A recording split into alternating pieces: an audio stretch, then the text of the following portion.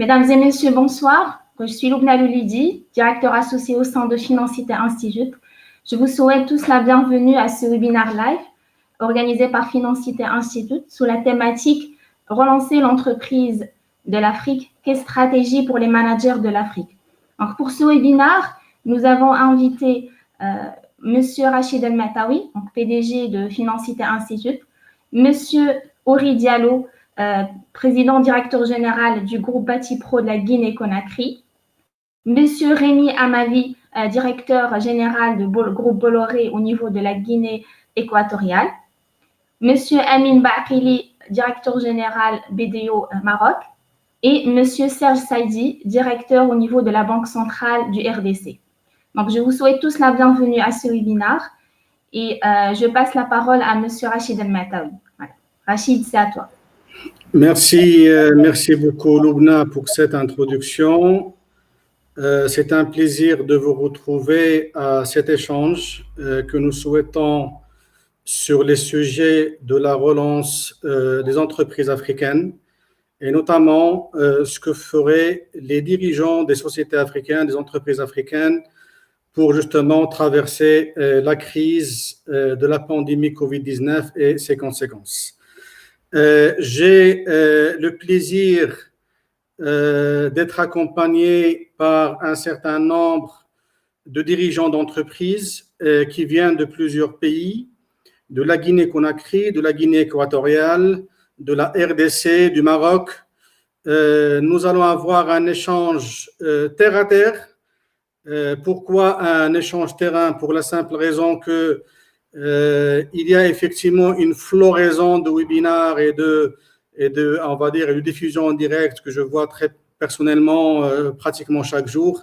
Je dois dire que je reste pour la plupart du temps sur ma faim lorsque je vois des propositions de solutions et des propositions, on va dire, de feuilles de route ou de recettes, si vous voulez, pour aider les dirigeants et les entreprises à s'en sortir. Et donc, c'est la raison pour laquelle je demanderai aux personnalités qui nous accompagneront pendant ce webinaire d'être vraiment pragmatiques dans leurs propos et d'aller droit au but. Aujourd'hui, comment allons-nous faire pour faire sortir l'entreprise africaine de cette situation inédite et surtout faire en sorte qu'elle en profite et qu'elle puisse se redresser très rapidement. J'allais dire, aujourd'hui, nous sommes devant on va dire un sujet extrêmement difficile parce que nous avons été pris par surprise par ce phénomène et je pense que tous nous allons quelque part devoir trouver chacun pour sa part un moyen justement de s'en sortir. Le Covid-19, notre sujet traitera donc de la situation de l'entreprise africaine face au Covid-19. Le Covid-19, généralement, lorsque le sujet a concerné l'Afrique, on s'attendait, tout le monde s'attendait à des catastrophes, à une grande catastrophe africaine. Heureusement, cette catastrophe n'a pas eu lieu. Donc, quelque part, il y a peut-être une particularité africaine qui a fait que nous, finalement, nous en sortons pas mal. 170 000 cas au total, 4 600 décès et 70 000 guérisons, quand même un taux de guérison assez intéressant et assez important. Donc, l'agenda que je vous propose pour cet échange-là est un agenda qui se veut partant de général au particulier. Nous voulons déjà découvrir de quoi il s'agissait, on va dire, au niveau de ces pays que nous invitons aujourd'hui. Est-ce qu'il y a effectivement crise ou pas crise? Nous voulons par la suite découvrir comment l'environnement des affaires a été touché et nous voulons par la suite, comment dirais-je, aller voir comment le dirigeant s'adapte, comment le dirigeant, on va dire, cherche à trouver les solutions et bien évidemment, je poserai la question à mes invités pour voir qu'est-ce qu'ils ont fait exactement pour les entreprises qu'ils gèrent ou pour les entreprises dont ils ont la responsabilité. J'ai donc le plaisir d'être accompagné par Ori Diallo, qui nous vient de la Guinée-Conakry. Ori, bienvenue parmi nous. La parole à toi. J'aimerais bien que tu te présentes déjà. Dis-nous qu'est-ce que tu fais, comment tu le fais et parle-nous un peu de ton groupe et de tes responsabilités. La parole est à toi. Très bien, je me nomme Merci Rachid. C'est un honneur d'être à cette plateforme.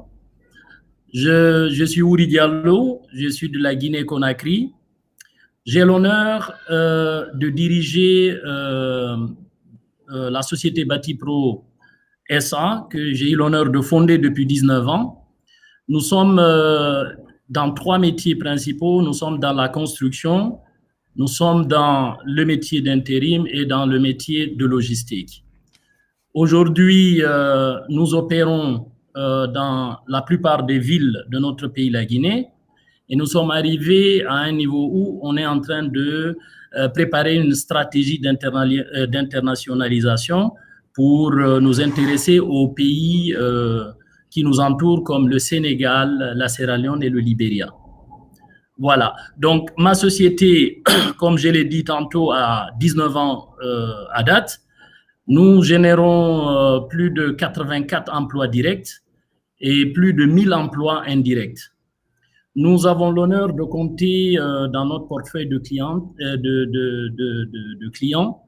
les plus grandes sociétés de la place, les sociétés minières, les sociétés de télécommunications, les ONG, et puis aussi les particuliers et quelques agences gouvernementales. Voilà, donc nous avons une équipe mixte, nous avons du personnel expérimenté, nous avons des jeunes, des femmes qui sont formés essentiellement au pays, mais qui revendiquent aujourd'hui une expérience internationale et dans le cadre de nos missions qui fournissent un service à la hauteur des attentes de nos clients, qui sont de grands groupes internationaux avec des exigences de standard mondial. Merci beaucoup, Ori. C'est un plaisir de vous compter parmi nous et nous vous remercions d'avoir donné suite favorable à notre invitation malgré vos différentes occupations. J'aimerais pour l'instant inviter Monsieur Amin Bakhili qui est donc du Maroc, directeur général de réseau BDO. La parole est à toi, Amin, pour te présenter et nous dire un peu ce que vous avez fait, ce que vous faites jusqu'à maintenant. Merci, c'est Rachid. Et également, c'est un grand honneur de partager ce panel avec ces éminents chercheurs et entrepreneurs. Donc, Amin Bakhili, je suis commissaire aux comptes et expert comptable. Je suis le directeur général de BDO au Maroc. Donc, BDO, c'est un cabinet membre du réseau. C'est le 5e grand réseau d'audit et de conseil au monde. On est présent partout dans le monde. Et au Maroc, c'est un cabinet qui couvre tout le territoire marocain et qui donne plusieurs prestations. Nous sommes du commissaire aux comptes et l'audit. Nous donnons des prestations de conseil, que ce soit au niveau comptable, juridique ou au niveau fiscal. Nous intervenons au niveau d'organisation et nous accompagnons les clients au niveau de la stratégie. Nous sommes spécialistes au niveau de l'intelligence émotionnelle et nous avons un département également en ce qui concerne la digitalisation et de cybercriminalité. Et merci beaucoup, Rachid. Merci, Amin. Tu as omis de citer que tu es quand même le président de l'Ordre des experts comptables au Maroc. Je sais que c'est une casquette avec laquelle tu n'interviens pas avec nous, mais en tout cas, c'est très important de le souligner. À tout de suite, c'est Amin, pour un échange avec toi en tant que ta qualité de directeur général de BDO et grand conseil de beaucoup d'entreprises. Nous avons quand même parmi nous Monsieur Serge Saïdi qui vient de la RDC à Kinshasa. Serge occupe un rang très important au sein de la banque centrale de son pays. Et qui dit aujourd'hui banque centrale, dit tout simplement le type d'entité qui, grâce à elle, nous avons pu trouver un certain nombre de solutions justement pour gérer les premiers problèmes de cette crise, notamment les problèmes de la liquidité. Serge, à toi la parole pour te présenter, s'il te plaît. Merci Rachid. Merci d'avoir voulu nous associer à cette réflexion, qui est une réflexion qui tombe à point nommé, parce que nous estimons que autant les médecins, les biologistes sur un antidote contre la COVID-19, autant des managers, des financiers et des macroéconomistes doivent réfléchir sur des solutions pour protéger les entreprises contre ce fléau. Je suis Serge Saïdi Kibandoa. Je suis haut fonctionnaire à la Banque centrale du Congo, en République démocratique du Congo, et donc directeur d'une entité provinciale, directeur provincial adjoint d'une entité provinciale. Comme vous le savez, la Banque centrale, vous venez de le dire d'ailleurs, c'est une entité qui a beaucoup de responsabilités, qui doit viser le développement intégral du pays à travers la stabilité macroéconomique. Et qui dit stabilité macroéconomique, nous entendons par là 3 types de stabilité, notamment la stabilité monétaire, c'est-à-dire la stabilité du niveau général des prix, et donc obtenir une inflation courte, lente et modérée, une stabilité financière, c'est-à-dire une situation dans laquelle le risque de faillite généralisée du système bancaire ou du système financier est maîtrisé, est minimisé, mais également la stabilité extérieure, c'est-à-dire une situation dans laquelle le déficit du compte courant est compensé par des entrées longues émanant de la balance en capital. Merci Serge. Alors, vous comprenez à ce titre que les questions de Covid sont des questions qui nous intéresseront grandement. Ouais, je vois ton impatience de rentrer dans le sujet. On va y arriver dans un petit moment. J'essaie aussi de donner la parole à Rémi Amavi, qui est le directeur général d'un important groupe, le groupe Bolloré, Transport et Logistique. Et nous savons tous que les opérateurs de transport ont été très sérieusement touchés. Son témoignage est très important. J'attends vivement qu'il puisse se connecter correctement et qu'on puisse lui donner la parole. Donc, aujourd'hui, nous sommes en face effectivement d'un sujet d'une très grande pertinence, le sujet de la période post-Covid. Et ce sujet-là appelle bien évidemment qu'on limite les contours. Donc, la première chez vous, est-ce qu'on parle d'une véritable crise ou est-ce que, in fine, il n'y a pas vraiment de crise? J'ai envie de vous donner la parole un après l'autre et justement, dites-nous comment la situation se présente dans vos pays respectifs. À vous la parole, Monsieur Ori Diallo de la Guinée. Merci encore une fois, Rachid. Donc, la situation de notre pays n'est pas une situation isolée, dans la mesure où tous les pays se sont sentis envahis et attaqués de plein fouet, frappés de plein fouet par cette pandémie. Je vais emprunter l'expression de Emmanuel Macron qui a parlé de guerre. On est entré dans une guerre, mais une guerre invisible. Les gens, les organisations n'étaient pas préparées. Il a fallu réagir au coup pour coup, improviser, changer de plan et de programme. Dans mon pays comme partout ailleurs, le gouvernement s'est senti interpellé. Les attentes étaient importantes.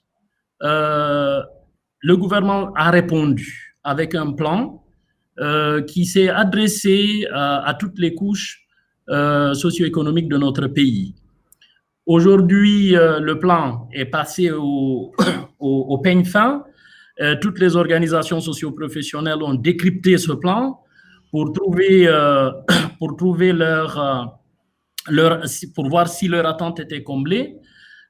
Pour le moment, je ne saurais le dire si les attentes sont comblées. Toujours est-il que, en ce qui concerne donc les organisations, au niveau que ce soit au niveau des patronats, il y a eu des contre-propositions il y a, au niveau de chaque société, il y a eu des études, il y a eu des évaluations pour savoir s'il y a des opportunités à saisir dans le plan et pour mieux l'intégrer dans le plan donc de résilience dans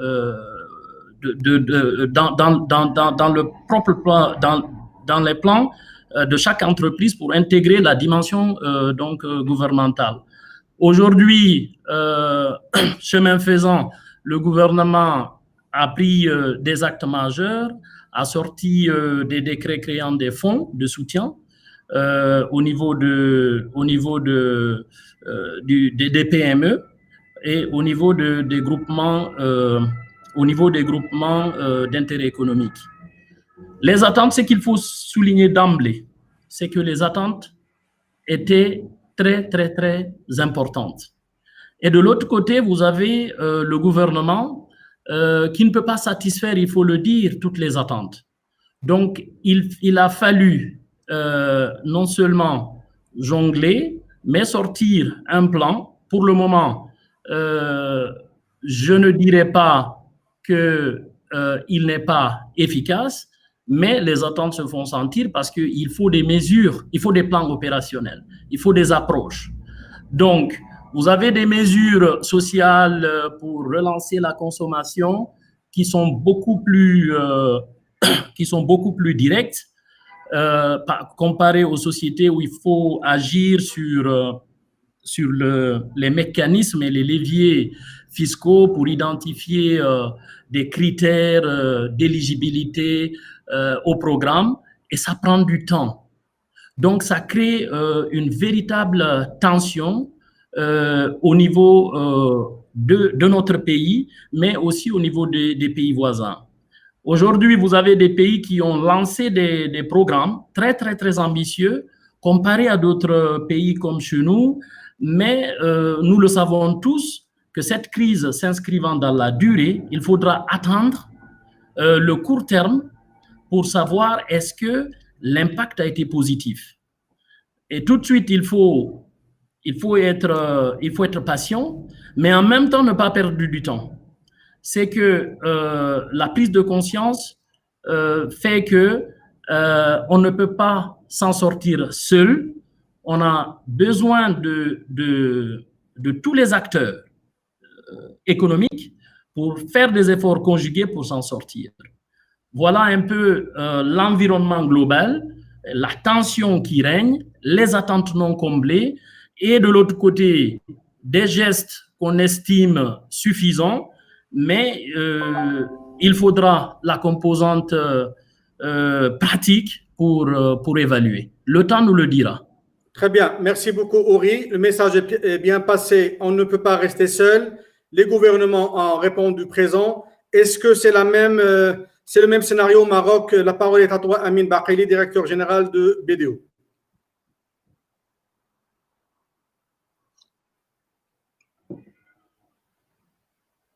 Oui, Amine, donc tu as visiblement un… Oui, voilà. C'est bon maintenant. Merci Rachid. Tout à l'heure, tu as parlé d'un impact qui n'est pas significatif pour l'Afrique. Heureusement, le bilan sanitaire il est plus ou moins positif comparé aux autres pays. Je pense que nous aurons dans les mois à venir, qui verra un lourd bilan économique en Afrique, dû essentiellement à la fragilité de nos économies bien avant la Covid-19. Donc la pandémie aujourd'hui, la pandémie Covid-19 coûtera cher non seulement à l'Afrique ou au Maroc, mais à l'économie mondiale. Donc justement en Afrique et d'un point de vue micro au Maroc, on ne va pas échapper à ces répercussions désastreuses tant au niveau économique qu'au niveau social. Il est prématuré aujourd'hui de parler d'un impact, parce qu'aujourd'hui, on est toujours en train de vivre le confinement, de vivre la relance des entreprises.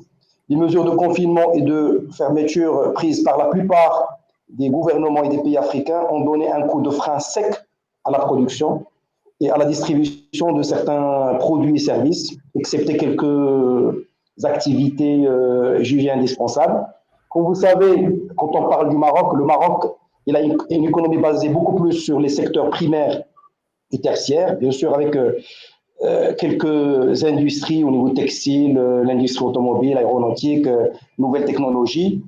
Et bien sûr, l'économie marocaine s'attend à vivre vraiment des effets très, très négatifs. On attend des pertes importantes en 2020. Selon des statistiques du Haut Commissariat au Plan marocain, on sera confronté à un taux de croissance le plus bas jamais enregistré depuis 1999. Donc, comme vous voyez, l'impact est lourd, mais il faut reconnaître aussi, et ça c'est positif, Rachid, c'est un point positif, que les bons choix politiques du Maroc, qui a à l'inverse de plusieurs autres pays, il a préféré notre santé à celle des affaires. Donc ça, c'est un point positif. Tout à fait.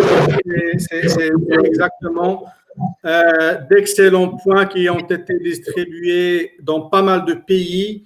Et je pense que le Maroc a fait partie d'une très grande anticipation et d'une très grande clairvoyance en matière de gestion de cette crise depuis son début.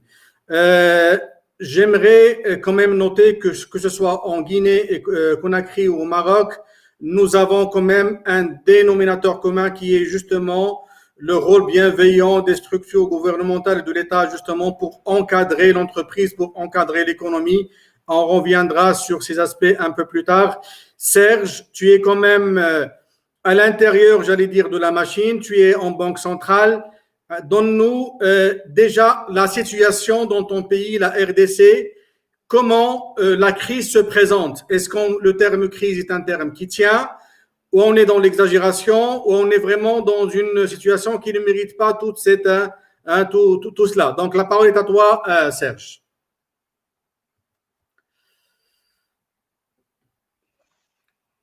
Serge, donc j'étais en train de donner la parole. Rachid, j'ai du mal à vous entendre. Je ne sais pas si vous m'entendez.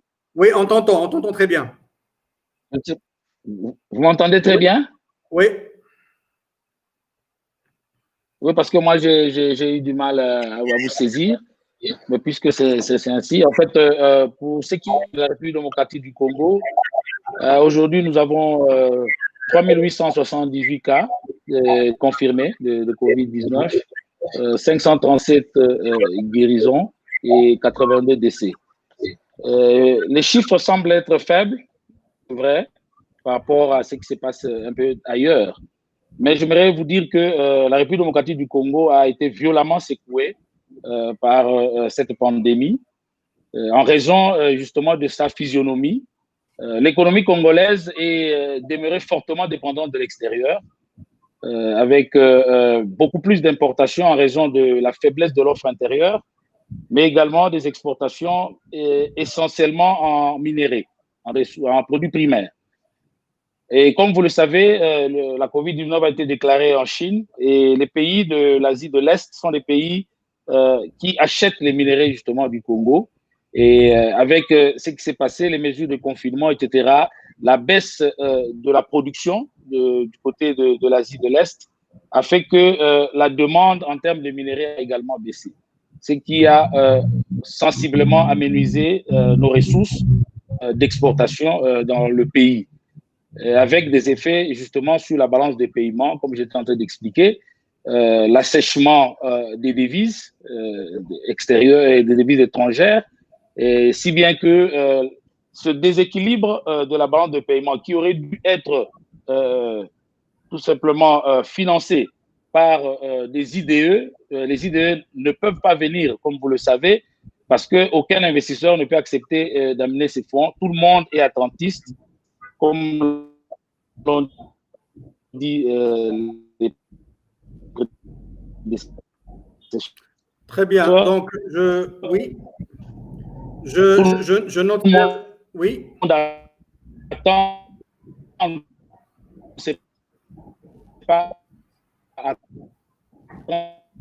Alors, on te perd, Serge. Je sais que la distance et les réseaux, par moment, peuvent nous jouer des petits tours, mais on a prévu ça, donc on va s'adapter. Je pense que aujourd'hui, il s'agira pour nous de dresser un peu les décors et d'essayer de voir de quoi on parle exactement. Il me semble qu'aujourd'hui, nous sommes quand même en phase d'une situation qui se veut inédite, une situation dans laquelle, en fait, j'allais dire, l'entreprise se retrouve devant un schéma qu'elle n'a jamais calculé. Les entreprises ont subitement découvert leur très grande fragilité et aujourd'hui, chaque patron essaie de s'en sortir. Donc, aujourd'hui, si je veux vraiment comparer la situation actuelle que nous avons, je serais tenté on va dire, de dire que il y a un avant et un après Covid.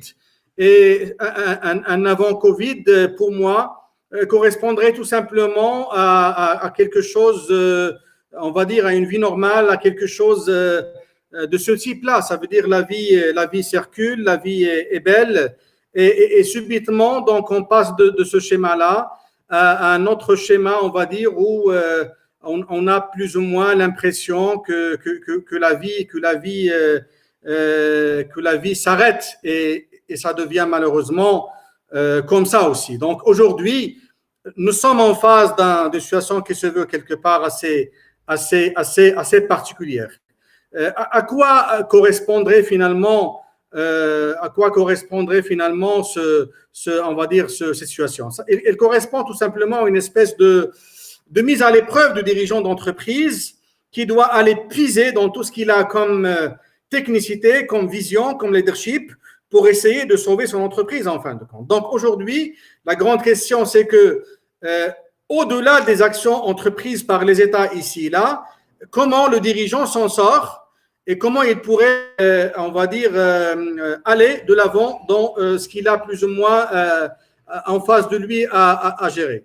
Et donc, c'est la raison pour laquelle poser les termes de débat me paraît extrêmement important. Et poser les termes de débat consiste pour nous à répondre à une question qui est d'une extrême importance. De quoi s'agit-il? En quoi l'environnement des affaires a été touché? Et là, bien évidemment, je reviens à mes invités et je pose la question directement à Ori Diallo, le dirigeant d'entreprise en Guinée. En quoi il a été touché? La parole est à toi, Ori. Merci, Rachid. Comme vous le savez, l'entreprise a besoin de ses partenaires pour évoluer. Nous avons en premier lieu les clients et c'est les premiers, dès qu'ils réagissent, nous sommes obligés de réadapter notre stratégie. Donc, par rapport à cette crise, dès qu'on a touché le transport, donc la logistique, les entreprises, nos clients se sont retrouvés dans une situation de blocage. Et quand on ne peut pas bouger, automatiquement, il y a des métiers qui sont affectés. Et quand vous persistez à les réaliser, les coûts vont s'amplifier. Alors, vous êtes obligé de faire une rétrospective et puis adopter une posture. Tout de suite, je ne vais pas parler donc tout de suite de stratégie parce que pour faire une stratégie, il faut viser le long terme ou le moyen terme. Mais en ce qui concerne le cas spécifique de la Guinée, nous avons capitalisé l'expérience acquise pendant la crise d'Ebola. Je peux dire que notre stratégie a été construite pendant la période post-Ebola. Donc, cette période de reconversion, de stratégie de résilience a été mise en œuvre, a été lancée pendant la période post-Ebola. Et aujourd'hui, on peut parler juste de plan de réadaptation parce qu'on avait déjà les outils. On avait touché tout de suite pour s'en sortir, pour lancer donc le processus, il fallait avoir un plan de riposte tout de suite, ne pas perdre du temps, parce que dans ce genre de situation, le temps est notre ennemi.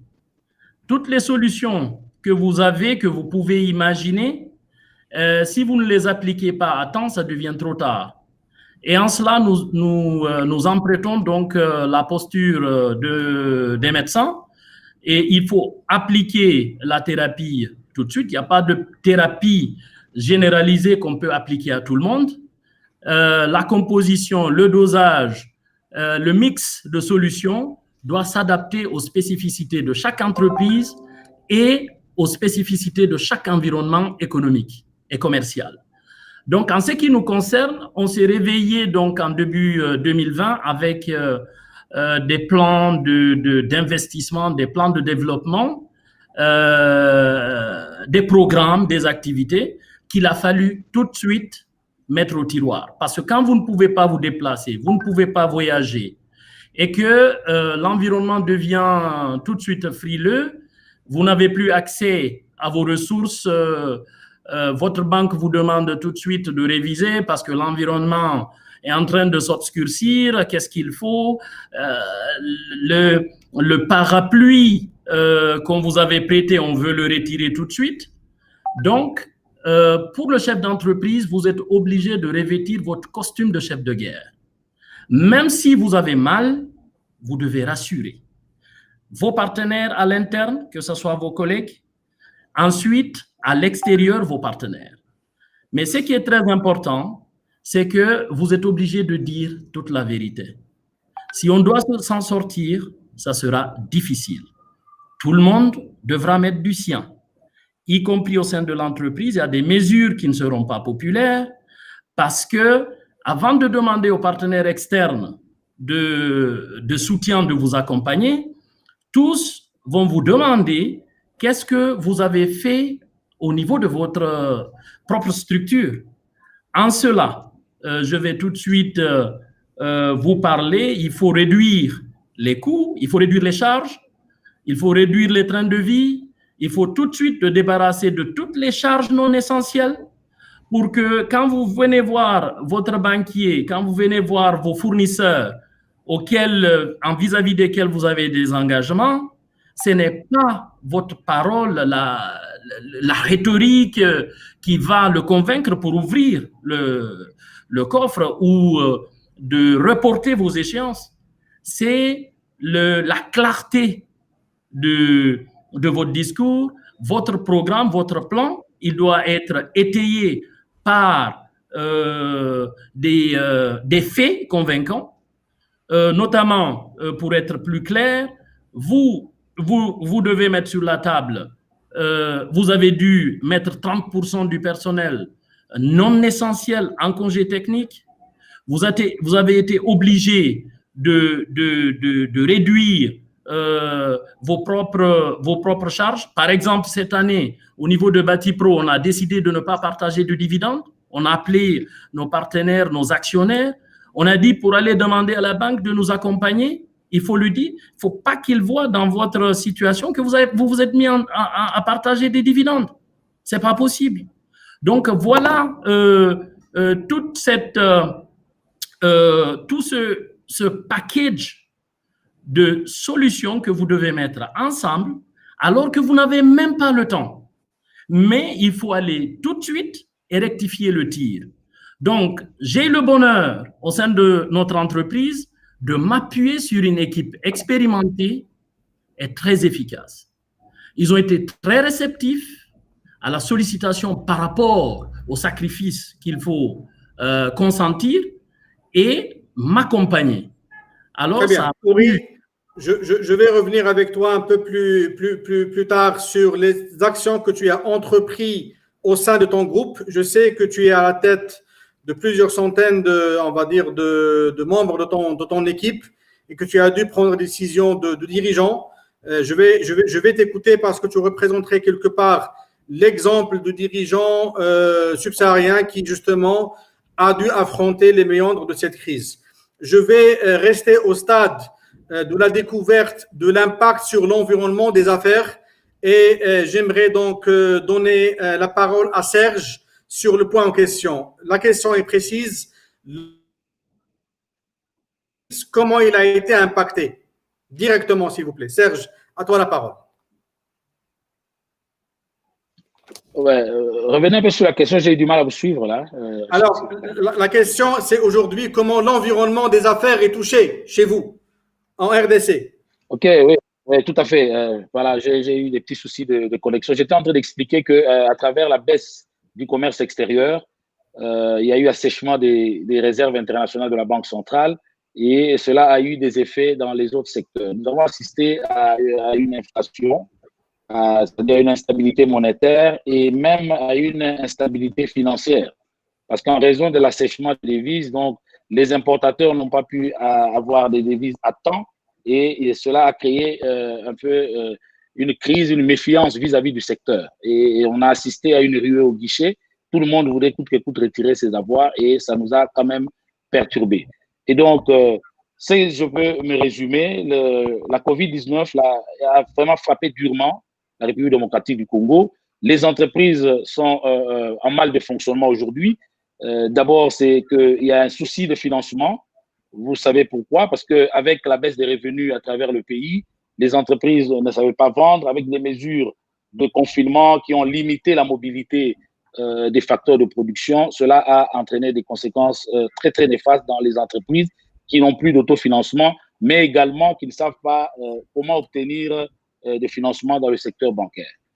Alors, nous avons reçu au niveau de la Fédération des entreprises congolaises certaines sollicitations et que l'autorité monétaire, notamment le gouverneur de la Banque centrale, a tenté de répondre. Notamment, il y a eu une enquête qui s'est faite dans les entreprises congolaises. Nous avons trouvé que 70% des entreprises ont déclaré avoir été durement frappées. 20% ont dit qu'ils étaient moyennement frappés et les 7 autres pourcents ont pu quand même résister en raison de la résilience qu'elles avaient en termes de cash. Alors, ces entreprises ont exigé, ont sollicité de la part du gouvernement certains allègements, notamment de la fiscalité.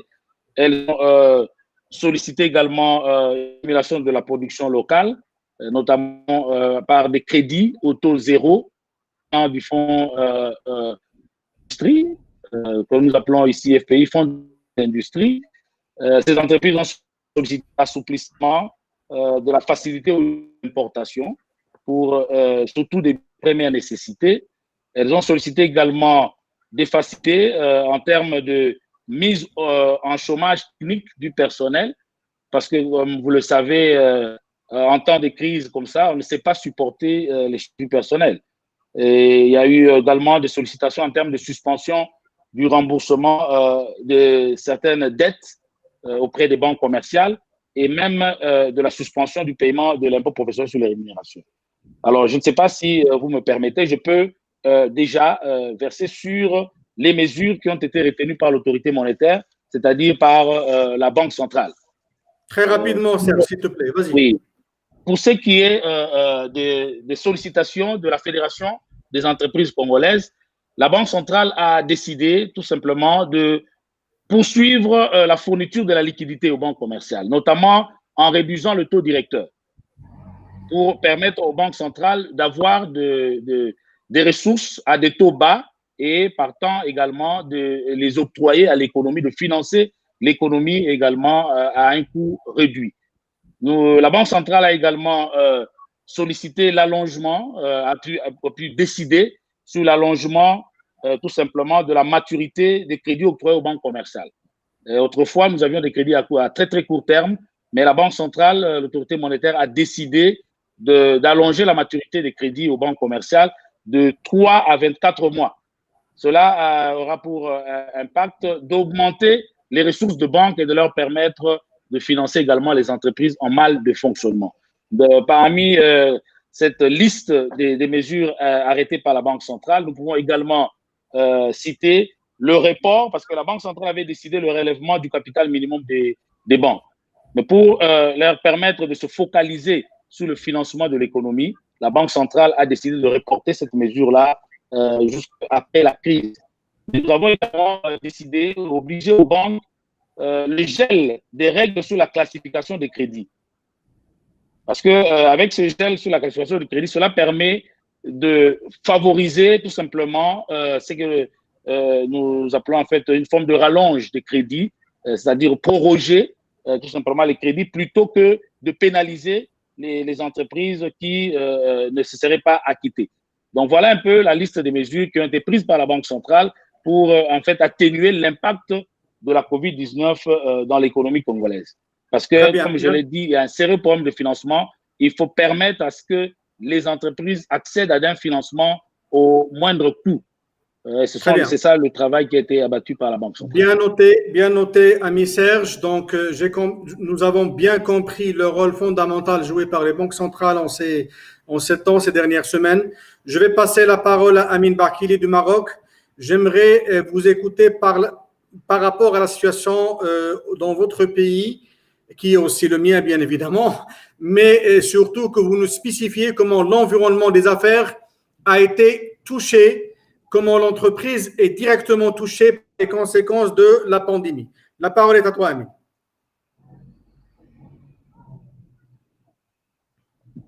Merci Rachid. Est-ce que je peux partager une présentation que j'ai préparée pour me faciliter un peu la tâche? Oui, bien sûr. Donc, chez nous, au Maroc, aucun secteur, ou presque, n'a été à l'abri de cette crise, hormis l'alimentaire, la santé et bien sûr quelques industries. Tout le monde a souffert en ces moments de crise. Donc, l'industrie avait déjà subi un premier coup de frein au début de la crise, donc déjà en décembre, quand les usines chinoises avaient fermé leurs portes. Et on a ce qui a rendu la situation assez délicate pour un bon nombre d'entreprises. Donc, moi, je veux partager avec vous une étude qui a été faite par le patronat au Maroc. À peu près 62% d'entreprises, suite à cette crise, s'attendent à une augmentation du délai de paiement de moins 60 jours, ce qui aujourd'hui peut causer pas mal de problèmes, notamment en ce qui concerne la liquidité et la détérioration de la trésorerie. 47% d'entreprises ont vu leur activité pendant les 3 premiers mois de cette année baisser de plus de 50%. La plupart des entreprises sondées craignent une perte de plus de 50% de leur effectif. Donc, on va assister à des chômages, que ce soit partiel ou global. À peu près 39% d'entreprises ont déclaré avoir bénéficié des indemnités forfaitaires qui ont été mises en place par l'État à travers un fonds spécial dédié à la gestion de cette pandémie. L'ont fait et 49% l'ont pas fait, mais restent attentifs et probablement ils vont le faire dans les mois à venir. 71% des entreprises ont demandé au moins un report parce que l'État a autorisé le report des échéances bancaires, fiscales et sociales. Et aujourd'hui, la plupart des entreprises, ils ont demandé ces reports, ce qui dénote de la situation vraiment de trésorerie. Aujourd'hui, ça c'est un résumé de l'impact. C'est vrai que notre gouvernement, il a entrepris des mesures pour atténuer un peu ces répercussions. Donc, nous avons assisté dès le début de l'état d'alerte sanitaire à la mise en place d'un fonds qui a plus ou moins aidé les salariés et les entreprises en difficulté. Il y avait une distribution des aides financières en faveur des entreprises démunies et les entreprises dans le secteur informel. L'État a mis en œuvre des mesures exceptionnelles en faveur des employés et des employeurs en leur donnant des aides pendant cette période. L'État opérationnel a mis en place des mesures en faveur des entreprises titulaires du marché public pour les aider à gérer cette période. Sur le plan fiscal, il y avait des reports de déclaration fiscale pour les PME, les reports de contrôles fiscaux, des ATD et un certain nombre d'avantages aussi. Il y avait également des aides juridiques qui ont donné la possibilité en cette période de crise de tenir des réunions de conseil et d'assemblée en utilisant les outils digitaux. mise en place d'un crédit à taux zéro pour les entrepreneurs. Donc, il y avait plusieurs aides. Donc, des aides, on a assisté à la mise en place d'un certain nombre de produits d'aman oxygène pour les entreprises, relance TPE pour les petites, les PME et les TPE, d'aman relance pour le financement du besoin en fonds de roulement des grandes entreprises. Donc, toutes ces mesures ont été faites par l'État marocain pour justement atténuer un peu l'impact sévère que nous avons vécu pendant cette période. Merci beaucoup, Hamid, pour le rappel des mesures entreprises, on va dire, au Maroc.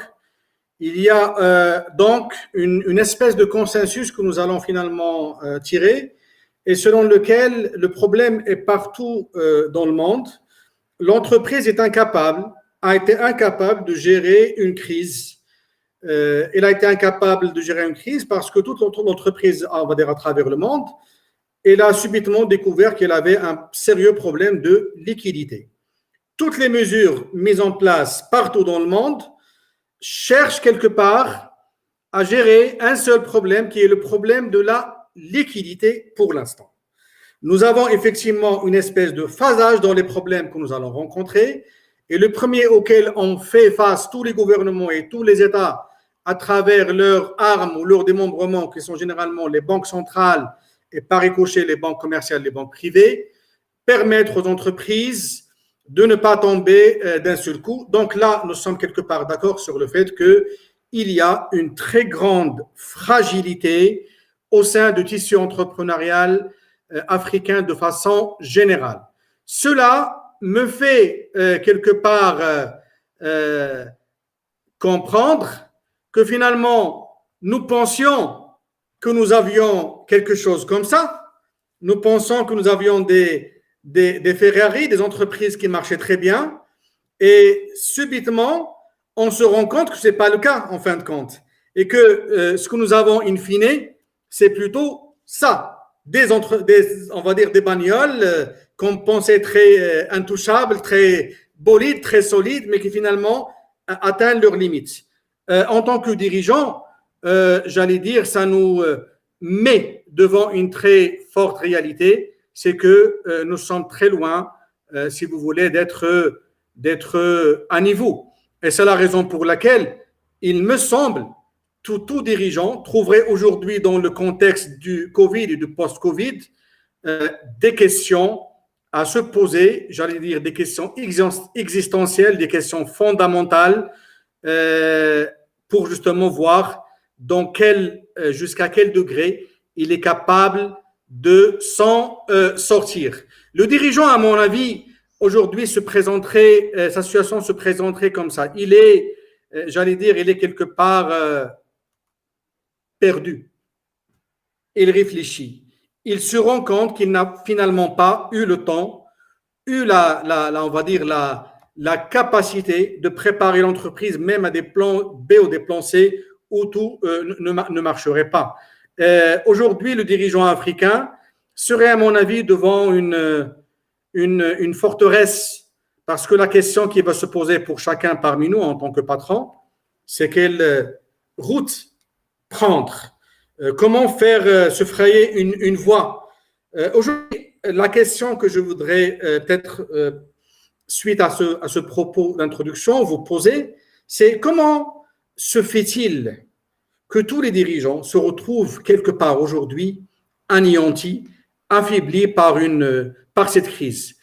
Pourquoi on n'aurait pas eu un schéma parallèle selon lequel 90% seraient capables quand même de gérer 2 mois ou 3 mois de passage à vide, mais que finalement tout le monde tombe? Donc une question assez fondamentale que j'aurais peut-être le plaisir d'adresser tout de suite à Ouri, en sa qualité de gestionnaire d'un important groupe. Aujourd'hui, dans quelle situation tu t'es retrouvé juste après le Covid? Parle-moi de ta première semaine post-Covid. Tu as été comment?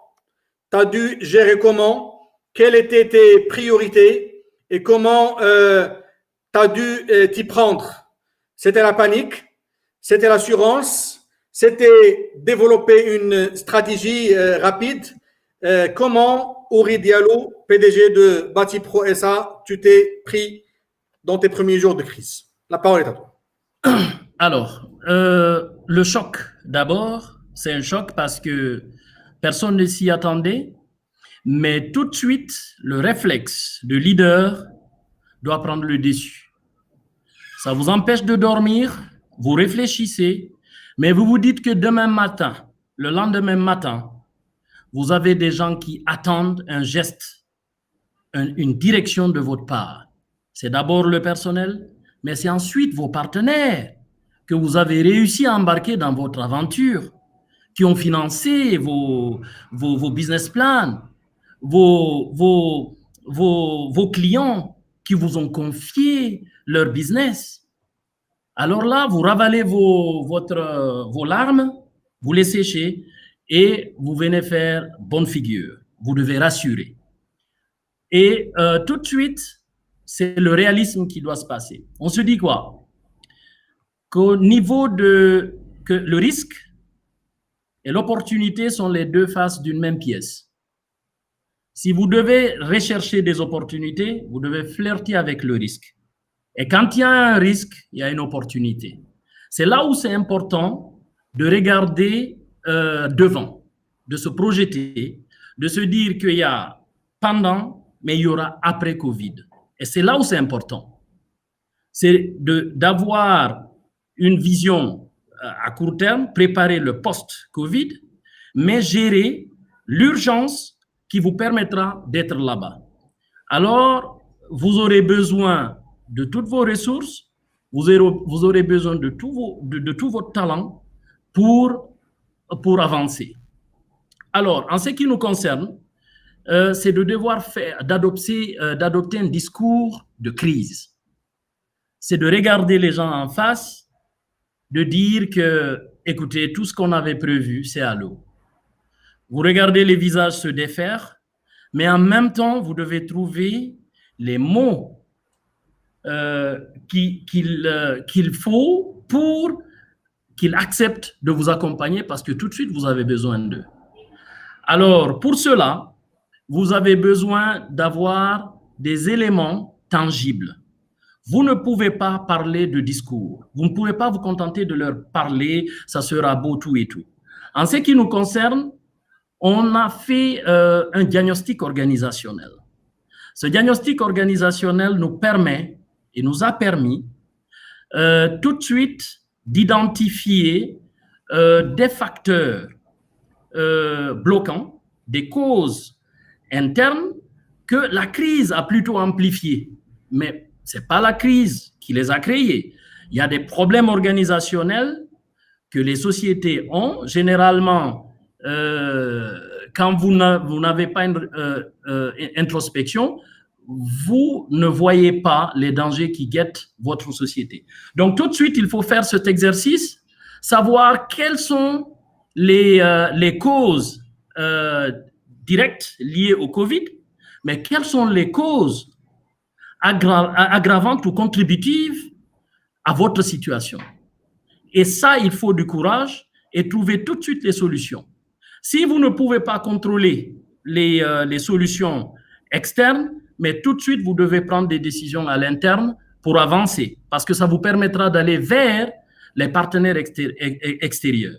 Donc, en ce qui nous concerne, il a fallu dépasser le choc émotionnel et commencer à planifier. Et se dire que quoi que nous fassions, on aura peut-être moins de dégâts, mais on sera atteint. On ne peut pas sortir indemne. On ne peut pas sortir indemne. Donc, il ne faut pas se mettre là à compter les coups que nous recevons, mais de mesurer les pas que nous arrivons à faire, les petits pas, mais qui sont importants malgré les obstacles, malgré les difficultés. Et pour cela, il a fallu créer l'union sacrée. L'union sacrée, c'est tout le monde. Il faut leur dire, on est dedans ensemble, on va s'en sortir ensemble. C'est nos clients.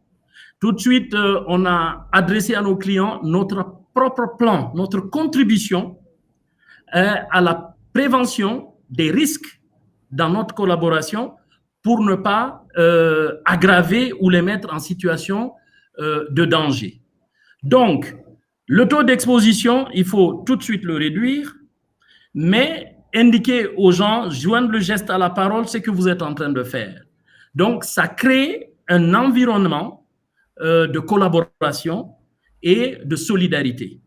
Ça a été payant tout de suite et ça rassure de part en part. Quand vous revenez voir votre banquier, vous dites oui avec nos clients, ils ne vont pas fermer tant qu'on va continuer à adopter ces mesures de prévention pour protéger le business. Ils sont rassurés tout de suite. Ça les rassure parce que c'est important, parce que quand le business s'arrête, tout s'arrête. Donc, cet exercice, il est important, mais au-delà aussi spécifiquement, quand vous arrivez à rassurer, il faut se projeter. Pour cela, vous devez voir même votre business model. Tout de suite, la COVID on peut tout de suite maîtriser, mais nous savons très bien qu'il y aura d'autres risques différentiels qui vont se manifester, que ce soit directement ou indirectement, que ce soit à la conséquence, parce qu'il y aura une récomposition de l'échiquier international. Nous sommes dans le cadre d'une économie globalisée, il n'y a plus de frontières, le virus en est l'évidence, vous avez beau vous protéger, il arrivera chez vous, c'est de la même manière que les menaces et les opportunités. Donc, en ce qui nous concerne, on a réadapté, on est dans un plan de réadaptation du métier. Parce que le métier de construction, c'est un métier très rigide. Donc, il a fallu rechercher des opportunités de diversification, mais sans se disperser. Qu'est-ce à dire? En utilisant les mêmes ressources. On ne va pas faire appel à d'autres ressources, mais on va utiliser les ressources qu'on a pour créer de la polyvalence. Donc, rendre agile notre structure. Ça suppose une véritable organisation. Nous sommes accompagnés en cela par des partenaires, des consultants qui nous aident à mieux structurer notre démarche, notre posture, et avec des indicateurs de performance et une véritable feuille de route. Voilà en gros ce que nous sommes en train de faire une fois qu'on a dépassé la situation de choc. Très bien, merci beaucoup Uri. Tu as certainement vu mon sourire à plusieurs reprises parce que j'ai réécoute avec beaucoup de plaisir plusieurs notions, plusieurs sujets que nous avons eu le temps d'évoquer ensemble pendant ton séjour à Casablanca pour le programme certifiant Business Leader de Financité Institute. Je ne serai pas l'occasion sans te demander, est-ce que tu as retrouvé une utilité de ce programme certifiant pendant cette crise? Tu me répondras en toute honnêteté, oui ou non. Absolument, parce que ce qui est très important, au terme de cet atelier, justement, je suis sorti avec deux plans. Un plan de développement personnel et un plan de développement professionnel. D'ailleurs, en ce qui nous concerne, quand les gens parlaient d'initier le télétravail, nous, il était déjà opérationnel. Parce que l'un des aspects qu'on avait touché, c'était la transformation digitale. La transformation digitale, c'était tellement bien détaillé que quand je suis revenu, tout de suite, ça fait partie des solutions de restructuration qu'on a mises en place à travers l'organigramme, à travers la recherche de la ressource, la mise en place, l'opérationnaliser et interagir, trouver un consultant pour nous accompagner. Et c'est pourquoi je n'en ai pas parlé tout de suite parce que ça n'a pas été un problème, parce que depuis qu'on a quitté, dès le mois de novembre, on a mis en place la transformation digitale, on a restructuré notre communication et cette communication était déjà opérationnelle. Donc, je ne te remercierai jamais assez et ça a été vraiment pertinent. C'était un plaisir, Uri. C'est la raison pour laquelle je dis à tous ceux qui viennent à Casa suivre ces programmes avec nous qu'ils ne viennent pas faire une formation, qu'ils viennent vivre une transformation. et je pense que vous êtes le parfait exemple de sujet en la matière. Absolument. J'aimerais peut-être essayer d'embarquer Rémi.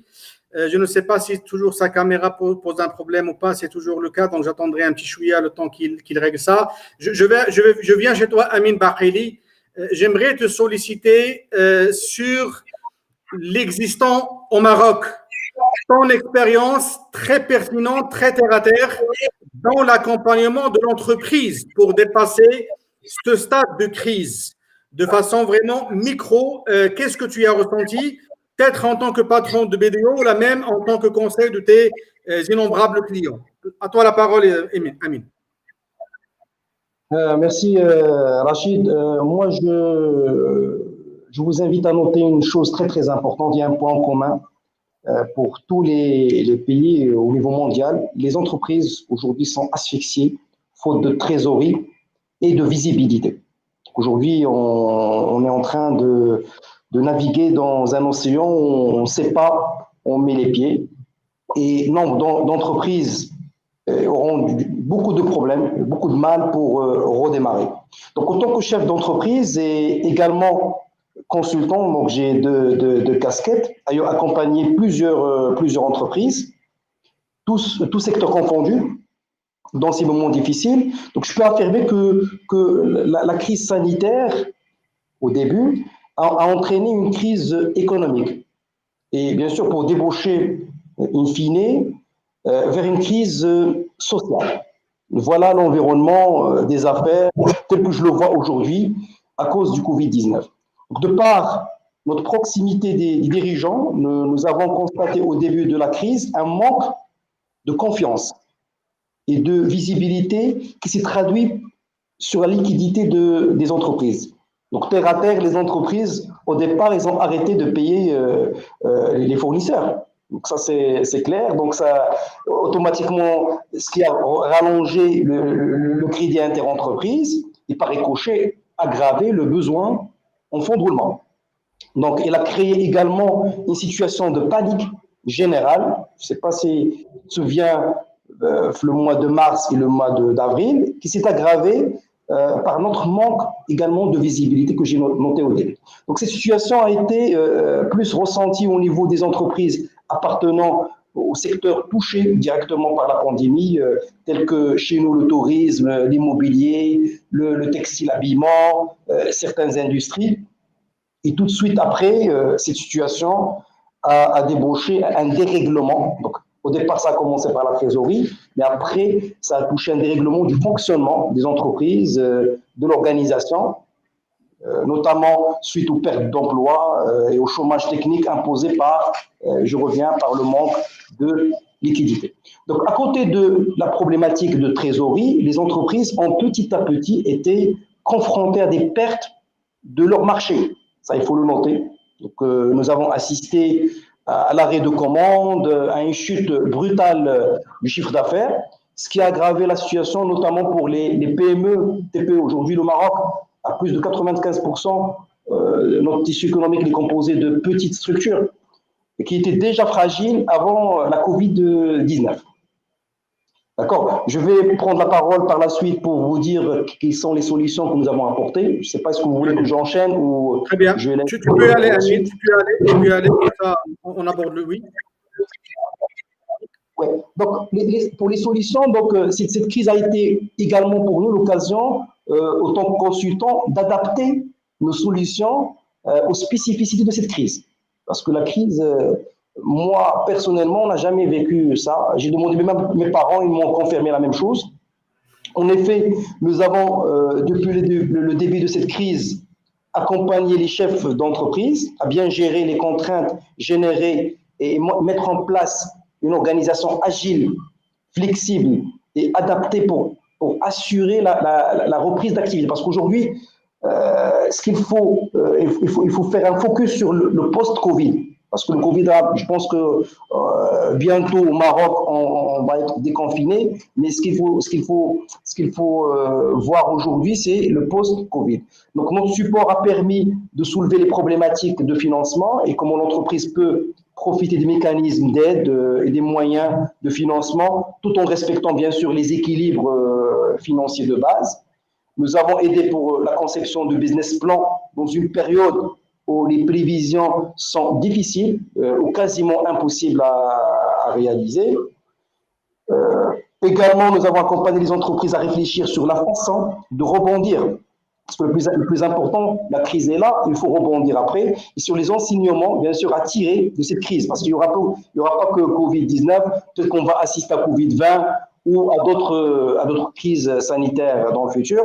C'est-à-dire en plus des missions classiques que nous avons continué à livrer grâce au télétravail tel que l'audit, l'accompagnement comptable, juridique et fiscal, nous avons assisté les dirigeants d'entreprises dans l'amélioration de leur performance économique et financière, de même qu'en matière de transition digitale, parce que nous avons fait un saut, il faut le reconnaître, ces 3 mois, beaucoup plus important que ce que nous avons fait les années passées. Nous avons également donné une aide au niveau réorganisation et restructuration. Tout à l'heure, nous avons parlé des réductions de coûts, tout ce qui est capable d'aider l'entreprise en ces moments de crise. Nous avons assisté, et ça fait chaud au cœur, au cas d'entreprises qui ont pu s'adapter, mais de manière très très rapide à cette crise. Je donne le cas de sociétés qui, du jour au lendemain, ont adapté leur outil de production pour faire face à la demande actuelle. D'ailleurs, je vais citer un exemple qui m'a, moi, personnellement marqué, et je le cite tout le temps. C'est celui d'une entreprise qui opérait dans le secteur de chimie et parachimie, et qui, du jour au lendemain, a converti son outil de production pour la production des visières de protection. Il a vraiment arrivé à multiplier son chiffre d'affaires x2 pendant cette période de crise, qui est extraordinaire. Donc voilà un exemple pour moi d'entreprise flexible dont on aura besoin demain pour sortir de tout ça. Très bien. Donc là, vous êtes en train de parler, sans prononcer les mots, de l'agilité et de l'innovation. Hein? Donc le problème, quelque part, n'est pas que financier. Le problème est financier pour le moment parce qu'on cherche justement à gérer des échéances de liquidité. Mais le problème, il est beaucoup plus fort que cela, il est existentiel. C'est un problème relatif, bien évidemment, aux histoires du business model, aux aspects en relation avec ce qu'on fait. Est-ce qu'on va continuer à travailler sur les mêmes marchés? Comment on le fait? Est-ce qu'on va continuer avec la même organisation? Etc., etc.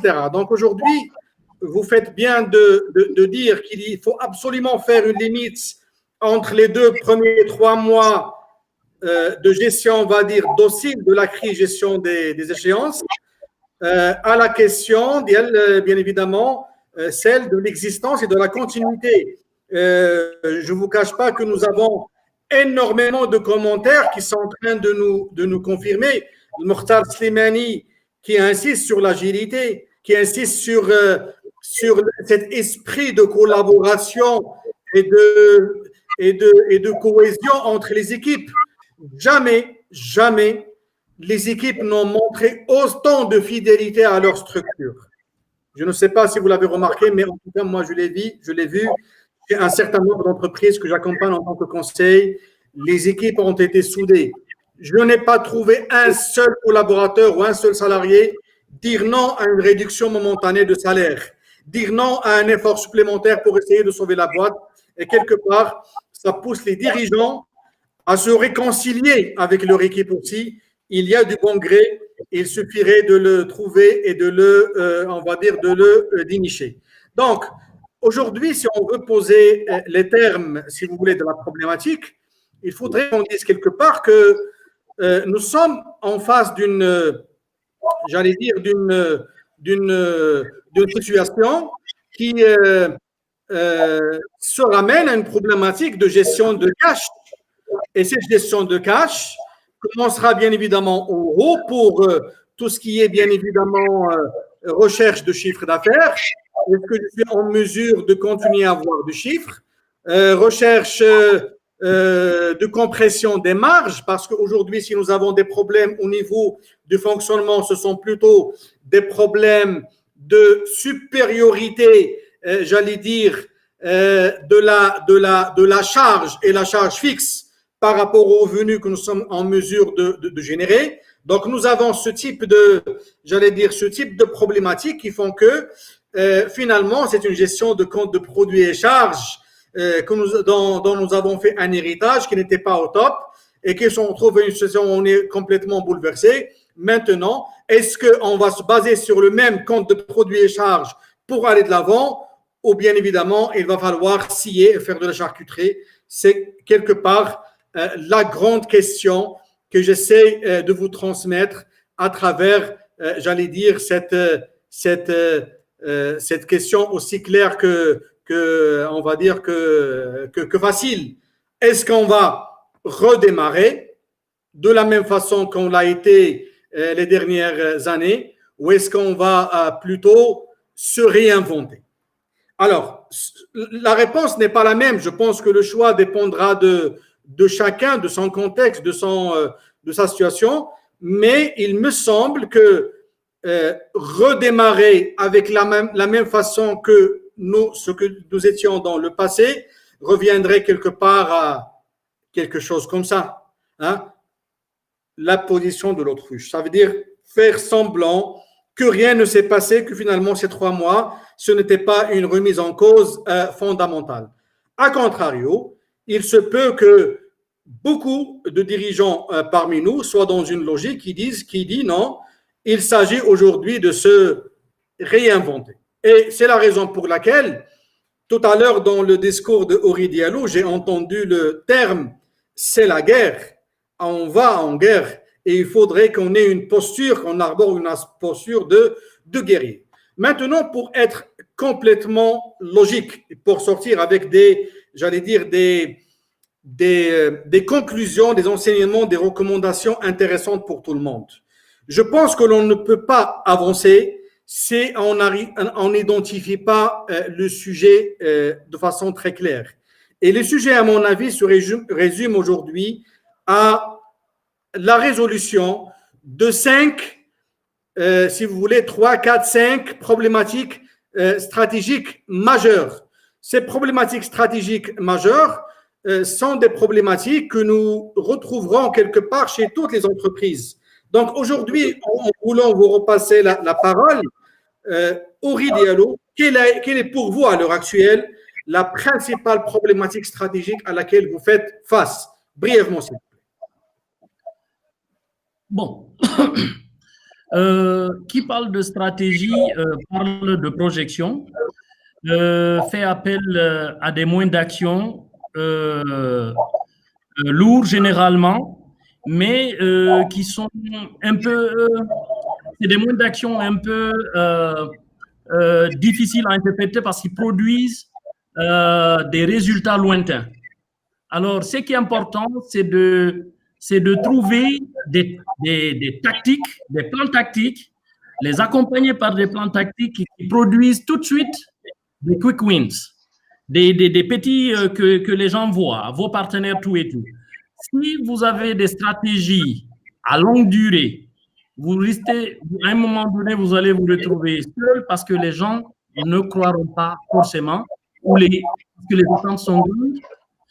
Tout le monde est impatient. La crise, c'est ça aussi.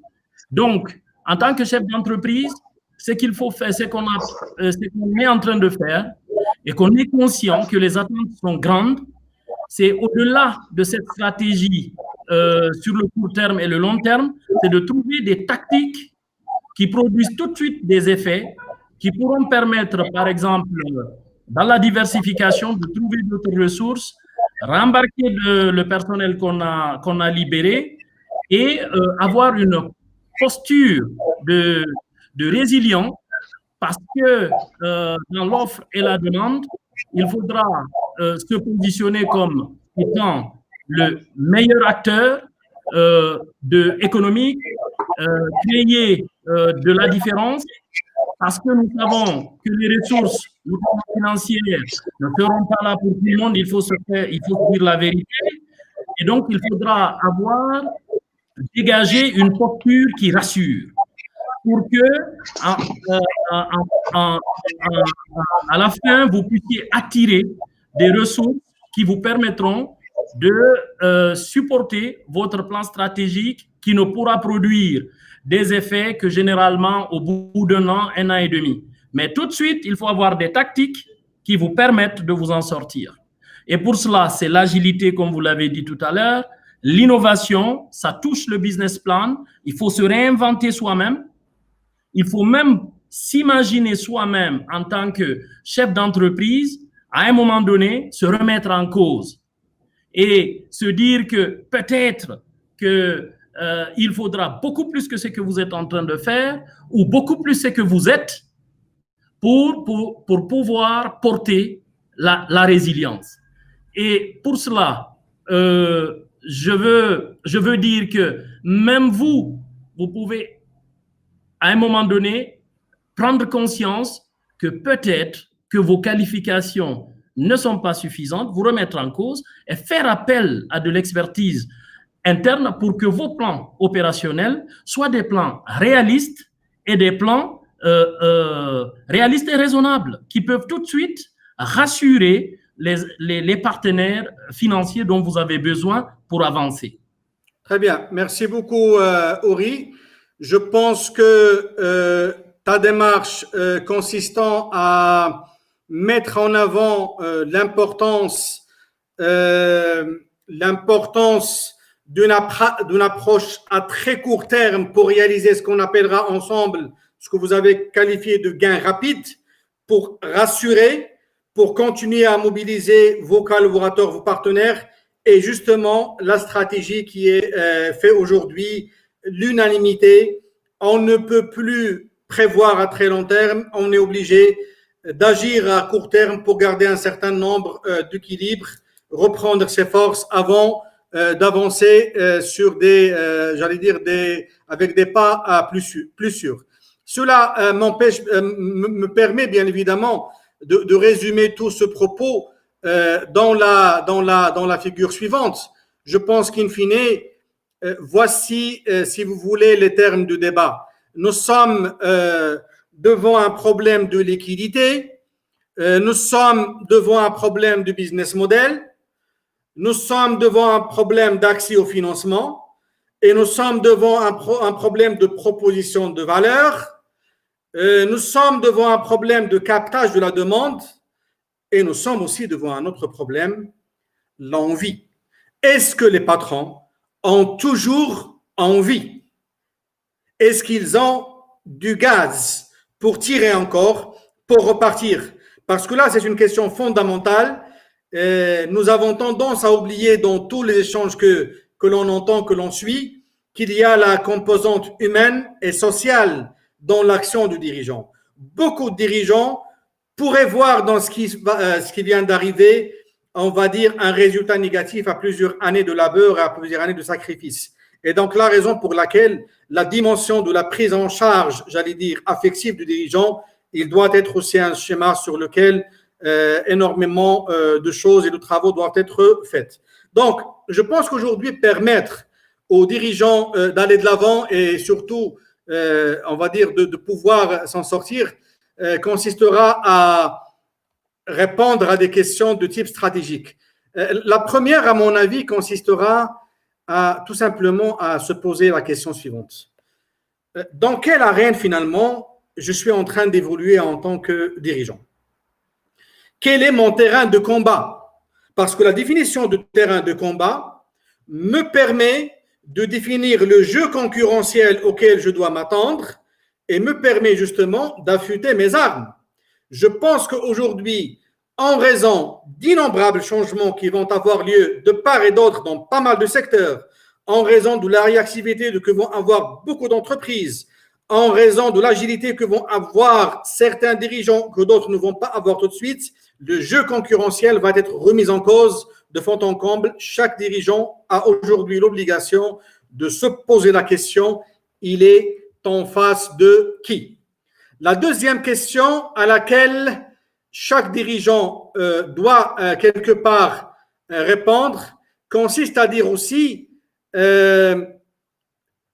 quelle est ma proposition de, comment dirais-je, comment je livre ma valeur, c'est-à-dire, la première question, c'est dans quelle arène, bien évidemment, j'évolue. La deuxième, c'est qu'est-ce que je propose comme valeur?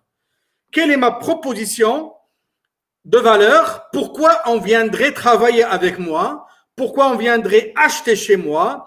Qu'est-ce qui ferait qu'on va me privilégier à un autre confrère ou à un concurrent?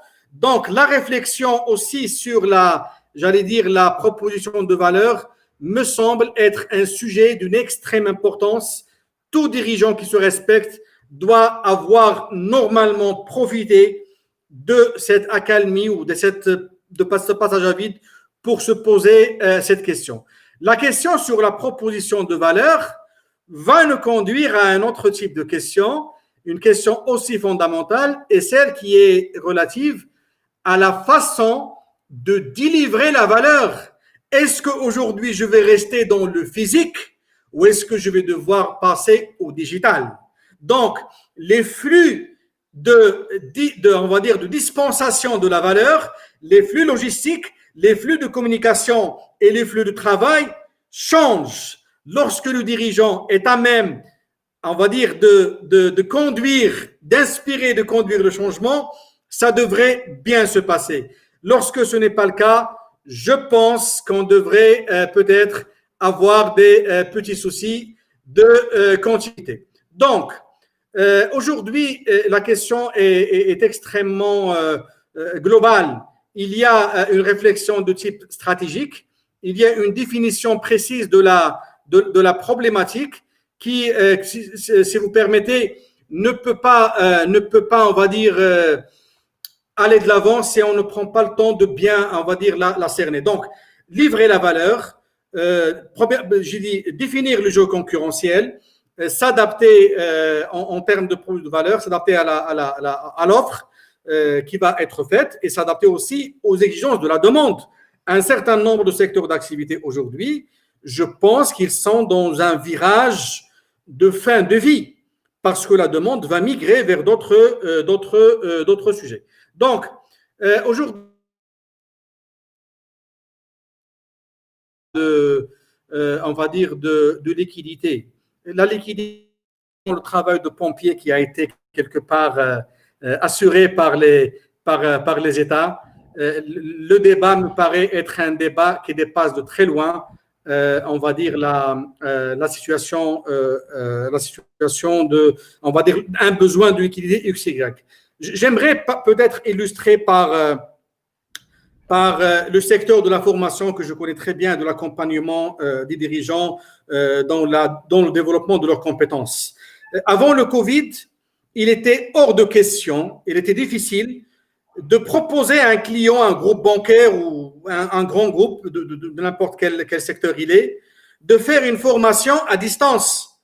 Ça veut dire de dispenser une formation à ses dirigeants, à ses cadres, en mode digital. Croyez-moi, aujourd'hui, il est hors de question, par ces mêmes clients, de dépenser une formation présentielle. Et c'est la raison pour laquelle les acteurs de formation qui ont pu comprendre et saisir le sujet sont très rapidement passés à ce qu'on appellerait la formation, on va dire, digitale, e-learning aux classes virtuelles. À Financité, c'est un peu ce que nous avons fait. Et comme vous, nous avons été bien évidemment confrontés à la problématique, j'allais dire, le premier choc de découverte des conséquences, le business plan qui tombe à l'eau, le carnet de commandes qui est remis on va dire, en cause, un certain nombre, bien évidemment, j'allais dire, d'acteurs qui reculent par rapport à tous les engagements qu'ils ont pris, c'est tout à fait normal. Et bien évidemment, le fait qu'un groupe de formation puisse tenir ne pouvait dépendre que de sa capacité, bien évidemment, à se réinventer et à se reposer les bonnes questions. C'est un peu ce que nous avons fait au sein de Financité.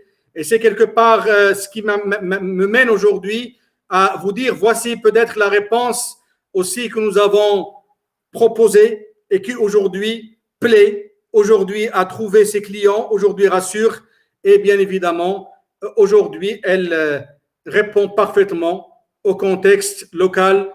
1 minute pour voir ça ensemble et on revient.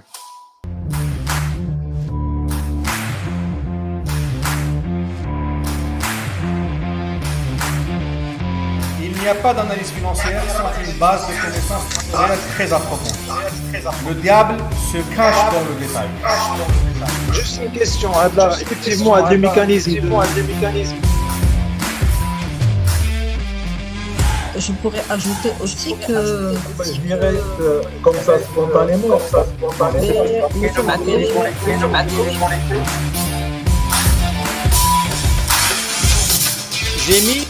J'ai mis des théos différents. Sera que bénéfique pour notre quotidien. C'est vraiment très intéressant.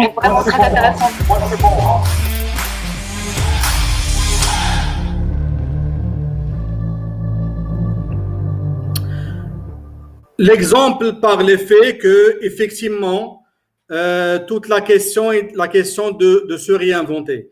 Donc, aujourd'hui, si je dois résumer notre échange, il nous reste 5 minutes pour clôturer. Les recommandations qu'il y a lieu de retenir et justement de quoi on peut s'équiper pour la route. Amine, à toi la parole.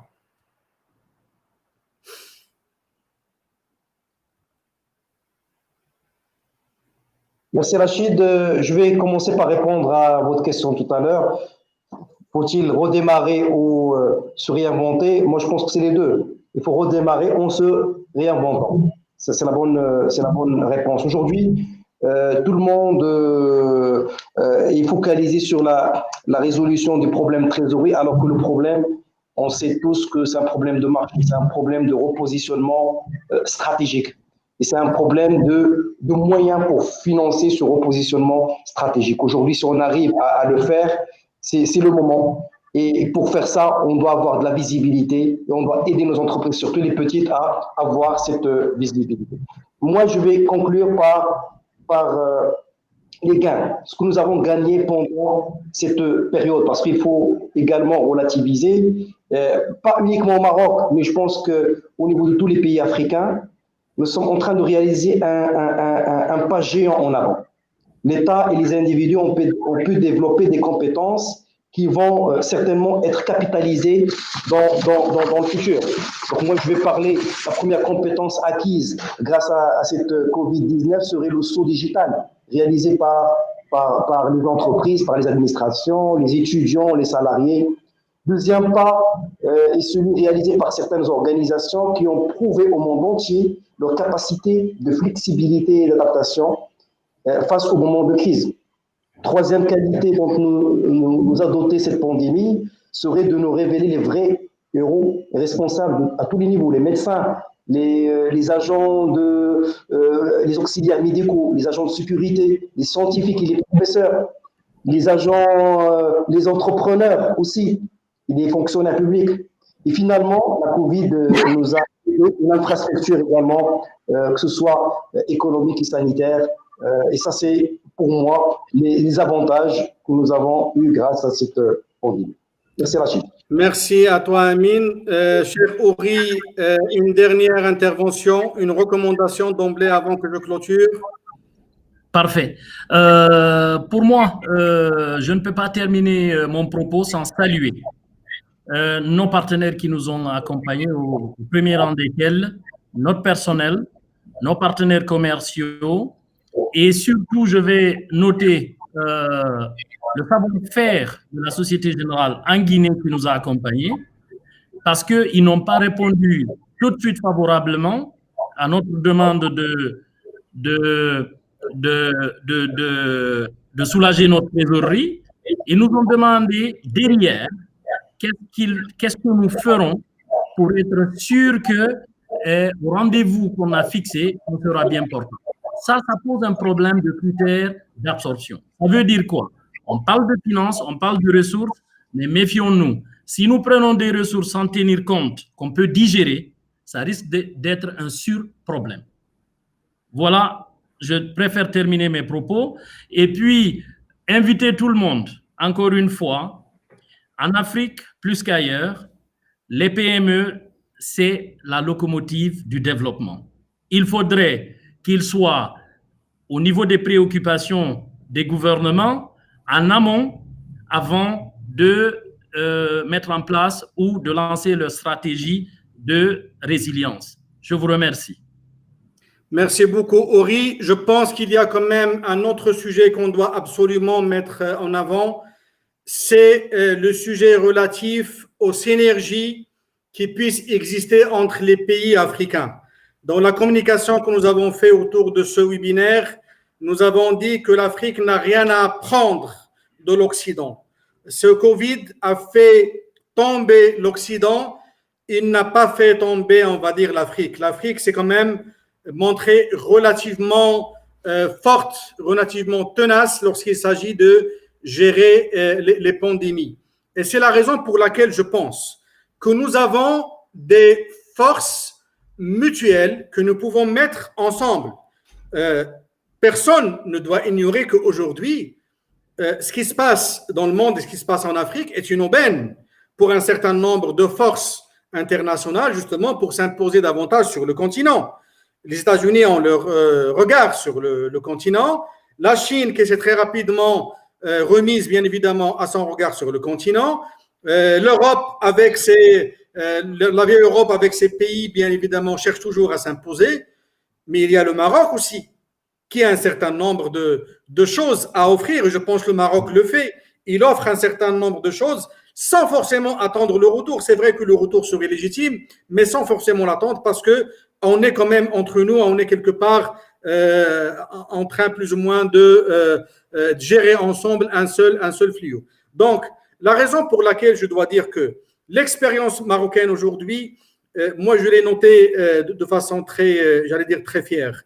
Beaucoup de personnes que nous avons accueillies au Maroc lors de leur séjour de formation certifiante ont pu s'imprégner d'un certain nombre d'idées. J'ai envie de vous dire que dans un pays comme la Guinée-Conakry, par exemple, il y a l'équivalent d'un grand organisme qui est en train de se créer, qui s'appelle la Caisse centrale de garantie, qui est aujourd'hui l'organisme numéro 1 en matière d'accompagnement d'entreprises au Maroc en termes d'action-financement.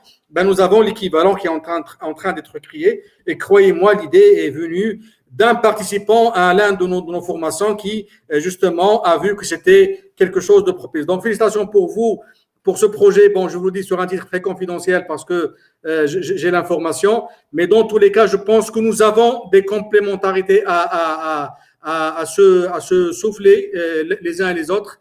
Et je pense que quelque part, nous avons intérêt à ne pas nous ignorer. Et croyez-moi, c'est quelque part l'idée qui a été derrière le fait qu'on fasse ce webinaire à destination de l'Afrique, notre continent où il y a nos frères. J'aimerais donc vous remercier pour la participation. J'aimerais que ce ne soit pas la dernière fois où on puisse échanger.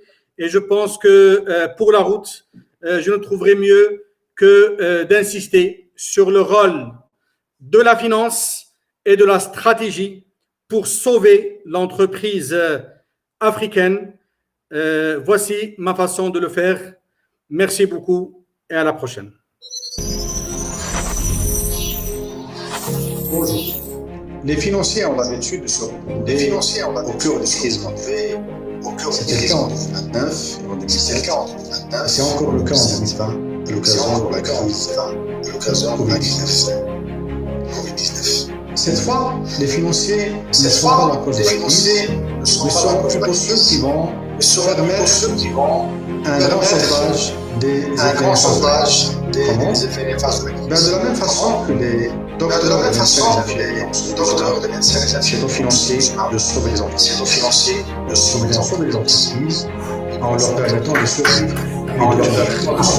Donc ça veut dire la crise actuelle est une crise qui a un terme du fonctionnement de l'entreprise. On ne peut plus vendre, on ne peut plus acheter, on ne peut plus investir, on ne peut plus recruter. Et donc aujourd'hui, il y a tout simplement une mise en place des activités ou presque et une remise d'un certain nombre de business models dans plusieurs secteurs d'activité. Pourquoi les financiers vont sauver les entreprises ? Pour la raison simple que le nerf de la guerre s'appelle le cash, la trésorerie. Et les financiers, lorsqu'ils font correctement le travail, sont capables justement de gérer ce cash, de sauver, de l'optimiser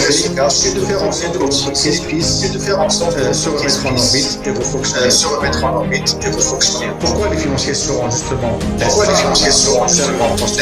parce que ce ne sont pas des RH qui vont l'être, parce que ce ne sont pas des RH qui vont demander de licencier pour des objectifs. aux marketeurs, aux praticiens de la com, on a demandé de couper dans les budgets. Mais par contre, la mise en avant se fait aujourd'hui au profit des financiers. On leur demande d'innover, on leur demande d'accompagner les directions générales, on leur demande de réfléchir de façon très pointue, très, on va dire, exhaustive, sur tous les moyens, toutes les stratégies qui puissent exister pour justement permettre aux entreprises de continuer à exister et de s'en sortir, on va dire de sortir quelque part toujours en vie de cette crise sans précédent. Un financier aujourd'hui, un financier d'entreprise, je le précise, a devant lui une très grande opportunité pour exprimer son talent de décideur, son talent de stratège, son talent d'accompagnateur de la direction générale, à qui il va inspirer des réflexions en termes stratégiques, en termes de refonte de business model, en termes d'optimisation de cash, en termes de gestion des priorités. Vous voyez très bien, le nombre de compétences que possède un financier est très demandé à l'heure actuelle. Et c'est la raison pour laquelle tout financier doit voir quelque part dans le contexte actuel une très bonne opportunité de carrière et d'évolution. Il pourra exprimer, bien évidemment, son talent de dirigeant, son talent de bras droit et bien évidemment pouvoir aspirer quelque part à une évolution sans précédent dans sa carrière. Maintenant, il y a des conditions pour pouvoir bénéficier de cette opportunité et pour pouvoir justement saisir ces chances. Cette condition suppose que moi, en tant que financier, je sois prédisposé. Je dois avoir suffisamment du gaz, suffisamment d'acquis, suffisamment de fondamentaux solides pour pouvoir justement être un net stratège ou un bon stratège, être un bon gestionnaire de cash, être un bon manager de performance, être un leader qui va essayer de rassurer les équipes et les rallier avec soi pour justement la continuité de l'activité, être un coach pour ceux qui vont quelque part paniquer ou qui vont baisser les bras à cause de ce contexte très particulier que l'on vit. Donc vous le voyez très bien, les compétences demandées aux financiers, aux DAF de manière générale et aux DG en charge de finances sont énormes et le contexte actuel leur propose ou la suppose qu'il soit pour eux une très grande opportunité de carrière. Un bon entendeur, salut. Merci.